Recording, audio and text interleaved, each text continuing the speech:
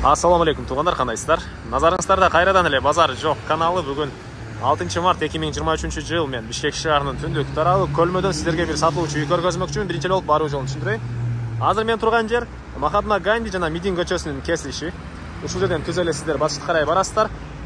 Бир аз жүрүп сол тарапка бурулсаңыздар, Мыскал көчөсүндө сатылуучу үй жайгашкан. Ориентир 78 мектептин жаны туғандар. 78 мектепке бара бересиздер.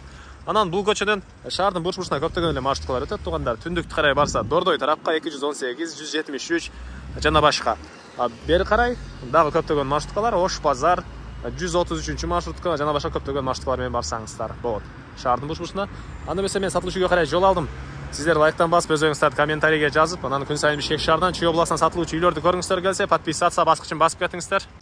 Окей, туғандар, келүү жолун түшүндүргөнчө, бүгүнкү чыгашта сатылуучу үйгө да жетип келип калдым. Бул үйүстүн көчө тарабы.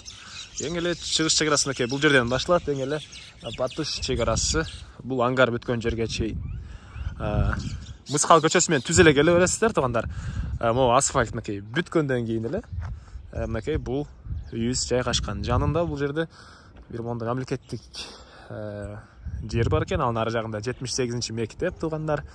Мына ушундай. Андан ары эми короосуна кирип калган маалыматты берейин туғандар. Жердин аянты 11 соток. Документтер боюнча кызыл китеби бар экен.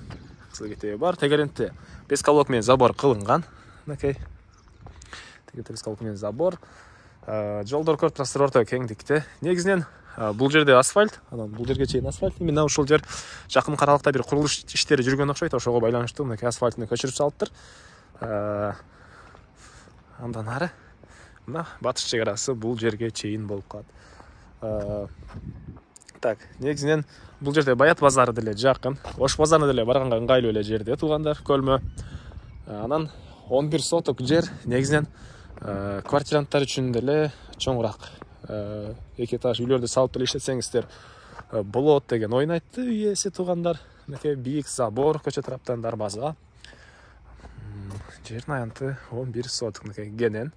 Жана бул жакта узун турасы 26га 5,5 болгон ангар, анан 9га 6 болгон 3 бөлмөлүү үй деле бар туғандар.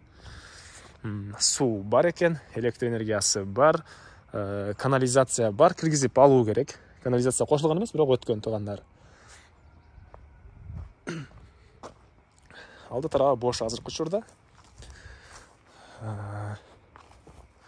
Ангардын ички тарабын көрсөтөйүн сиздерге азыр. Окей, бул жерде чоң моундай помещение.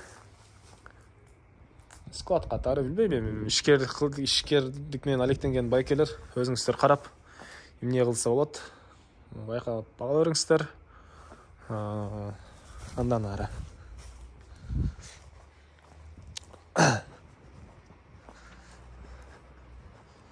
дагы эмне маалыматы. Мектеп жанында туғандарына 78 мектеп, жана видеонун башында айткандай садиктер деле тегеректе частный садиктер бар экен.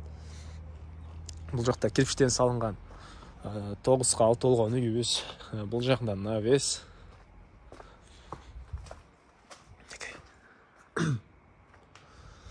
Стенасы кирпич, мынакей.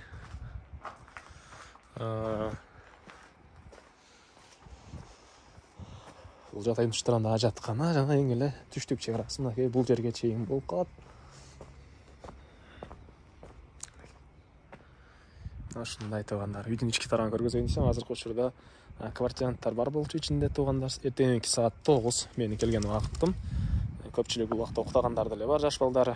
Ошого байланыштуу көргөзө алгам жок. Негизинен эң эле үйдүн маанилүү жери мынакей жери 11 соток туғандар. Бул жакта чоң ангар жана үйдү деле мынакей тышкы тарабынан көрүп турасыздар.